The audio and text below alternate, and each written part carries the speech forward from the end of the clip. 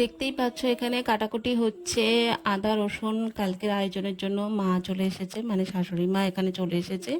আর এখানে আমার ননদ বসে আছে, আমার ছেলে আমার ননদের ছেলে এখানে বসে বসে রোল খাচ্ছে, আমার ননদ খাওয়াচ্ছে। তো তোমাদেরকে একটা কথা বলে দিই, এটা আমার জামাই ষষ্ঠীর আগের দিনের ভিডিও। কোনো কারণবশত ভিডিওগুলো আমার এডিট করা হয়নি বলে ছাড়া হয়নি। তো এখন আমি ভিডিওগুলো আস্তে আস্তে এডিট করছি, পরপর একদিন একদিন করে ছাড়তে থাকবো। তো এখানে আমি রাতের খাবারের জন্য দেখো, এখানে আমি ঘুগনি করব, তার জন্য আলু কেটে রেখেছি আর আর আর মটরগুলোও সিদ্ধ করে নিয়েছি।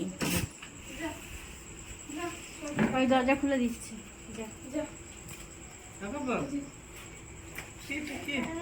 এই বাবা এসছে। বাবা বাবা বাবা ওটা কে? জেঠু জেঠু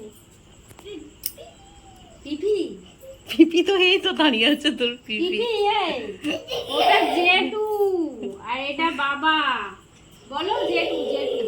বাবা নাই ব্যাগ দেবে সে কি করবে? এই তো ব্যাগ, এই তো ব্যাগ নিয়ে। কি হয়েছে কি হয়েছে? জেঠু জেঠু। ওরা দেখো তো ইয়েগুলো দিয়েছে নাকি? কি গেল? আম নিয়ে এসেছে কিছু জানি, আম ফল দেয়নি।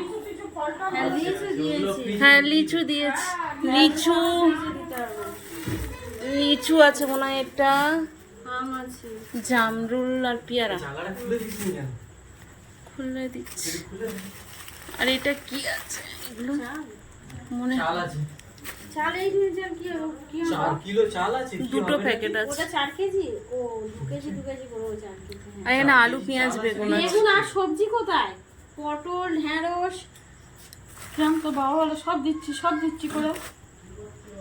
দেখে দেখে নাও, বাবাকে ফোন করে 5 রকম ফল, এই 5 রকম সবজি, তার শাক ফাক নিয়ে না ভালো। এখানে মটরগুলো এত বেশি আমি সিদ্ধ করে ফেলেছি যে ঘেঁটে গেছে একদম। আর ঘুগনির জায়গায় এটা ডাল ডাল মনে হচ্ছে, তো কিছু করার নেই, এখন করে ফেলেছি, খেতে তো হবেই। আর সবাই বললো যে রুটি করতে হবে না, রাতে মুড়ি খেয়ে নেবে, ঘুগনি আর মুড়ি খাওয়া হবে। তো সেই কারণে আমার রুটি করার ঝামেলাটা আর রইলো না।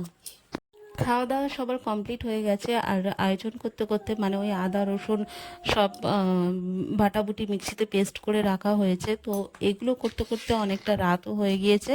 আর সবার খাওয়া দাওয়া কমপ্লিট হয়ে গেছে, বাট আমি এখন ঘুগনি খাচ্ছি। আমি যেহেতু মুড়ি খাইনি, তো সেই কারণে আমি শুধু ঘুগনিটা খাচ্ছি। আমার মুড়ি খেতে ইচ্ছে করছিল না, মানে যেহেতু শাশুড়ি মা রোল নিয়ে এসেছিলো, তো রোল খেয়েছিলাম বলে এখন আর আমার মুড়ি খাওয়ার ইচ্ছা ছিল না, তাই শুধু একটু ঘুগনি খেয়ে নিচ্ছি। আর এই ঘরে মানে এই ঘরে আমি, আমার ননদ আর দুটো বাচ্চা শোবো। আর পাশের ঘরে দাদা ভাইয়ের ঘরে, তো ওখানে শোবে আমার বর, দাদা ভাই আর হচ্ছে আমার শাশুড়ি মা। তো ওরা ওই ঘরে শোবে, আমরা চারজন এই ঘরে শোবো।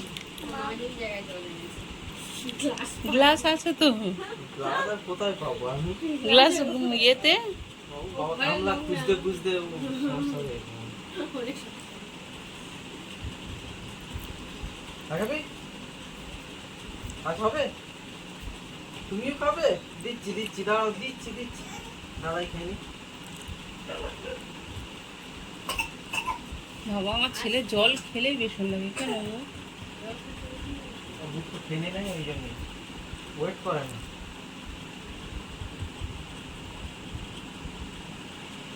খাবে তুমি খাবে? এত গরম পড়েছে যে সিলিং ফ্যানের হাওয়া গায়েই লাগে না। আর বাচ্চা নিয়ে শোবো, সেই কারণে আমার বর স্ট্যান্ড ফ্যানটাকে ঠিকঠাক করে রেখে যাচ্ছিলো, যেহেতু পাশের ঘরে শুতে যাবে। আর ভাগ্যিস এই গরমে স্ট্যান্ড ফ্যানটা কিনেছিলাম, এই গরমটা তাও আমরা একটু হলেও শান্তিতে ঘুমাতে পেরেছি। কারণ সিলিং ফ্যান হলে সত্যি বলছি আমরা আর এই গরমে বেঁচে থাকতাম না, সোজা উপরে চলে যেতাম।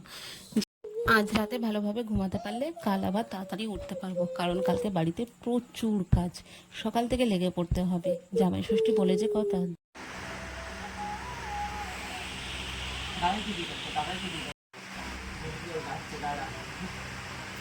ও গাল বাড়িয়ে আছে আগে থেকে। ও বাবা,